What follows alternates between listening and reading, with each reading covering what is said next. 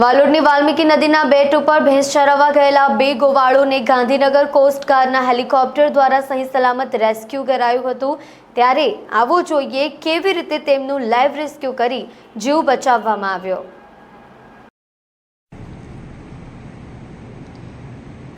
તાપી જિલ્લામાં 2 તારીખે સવારથી પડી રહેલા ભારે વરસાદની પરિસ્થિતિમાં વાલોડ તાલુકાના ધોળકિયા ફળિયા તરફ જતા વાલ્મીકી નદીના બેટ ઉપર ભેંસ ચરાવવા ગયેલા કુલ 5 ગોવાળો નદીના ભારે પ્રવાહમાં ફસાયેલા નજરે પડ્યા હતા। 3 ગોવાળોની શરૂઆતમાં બચાવ ટીમ દ્વારા રેસ્ક્યુ કરવામાં આવ્યા હતા, જ્યારે અચાનક નદીમાં ઘોડાપૂર પાણી આવવાના કારણે ભેંસ ચરાવતા 2 ગોવાળો અરવિંદભાઈ હળપતિ, રાજુભાઈ નાયકા નદીના પાણીથી ઘેરાઈ જતા મામલતદાર, તાલુકા વિકાસ અધિકારી, NDRF, SDRFની ટીમ નદીના ધસમસના પ્રવાહમાં બચાવ કામગીરીથી લાચાર બન્યા હતા। આ સમય જિલ્લા ડિઝાસ્ટર કંટ્રોલ રૂમ વ્યારાને જાણ થતાં તાત્કાલિક ધોરણે જિલ્લા કલેક્ટર શ્રી ડોક્ટર વિપિન ગર્ગના માર્ગદર્શન હેઠળ સ્ટેટ ડિઝાસ્ટર કંટ્રોલ રૂમ ગાંધીનગરને જાણ કરી સમગ્ર પરિસ્થિતિથી વાકેફ કરતા કોસ્ટગાર્ડનું હેલિકોપ્ટર તાત્કાલિક બચાવ કામગીરી માટે વાલોડ તાલુકાના ધોળકિયા ફળિયામાં આવી પહોંચ્યું હતું, જ્યાં તેમના દ્વારા નદીના પાણી વચ્ચે ફસાયેલા 2 ગોવાળોને સહી સલામત રેસ્ક્યુ કરવામાં આવ્યા હતા। તમામ પરિસ્થિતિથી ભયભીત બનેલા બંને ગોવાળોએ ડિઝાસ્ટર ટીમ સહિત